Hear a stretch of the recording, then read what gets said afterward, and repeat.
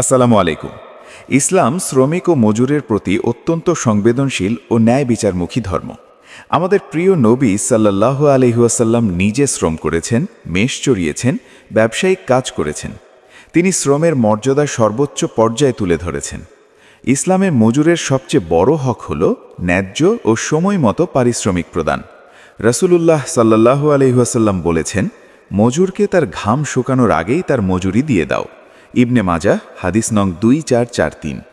অর্থাৎ কাজ শেষ হওয়ার সাথে সাথে দেরি না করে পুরো টাকা পরিশোধ করতে হবে।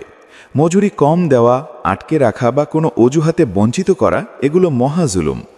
এক হাদিসে এসেছে, যে ব্যক্তি শ্রমিকের হক নষ্ট করে কিয়ামতের দিন আল্লাহ নিজেই তার বিরুদ্ধে বাদী হবেন। এছাড়া মজুরকে ভাইয়ের মতো দেখতে হবে, তাকে যা খাও তাই খাওয়াতে হবে, যা পরো তাই পড়তে দিতে হবে, তার সাথে নম্র, দয়ালু ও সম্মানজনক আচরণ করতে হবে।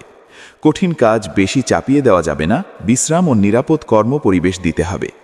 ইসলাম বলে, শ্রমিকের ঘামের ফোঁটা আল্লাহর কাছে অত্যন্ত মূল্যবান, তার হক রক্ষা করা ফরজের মতো গুরুত্বপূর্ণ। আসুন আমরা সকলে মিলে এই শিক্ষা বাস্তবায়ন করি। আল্লাহ আমাদের সকলকে ন্যায়পরায়ণ হওয়ার তৌফিক দান করুন। ওয়াসসালামু আলাইকুম ওয়া রাহমাতুল্লাহি ওয়া বারাকাতুহু।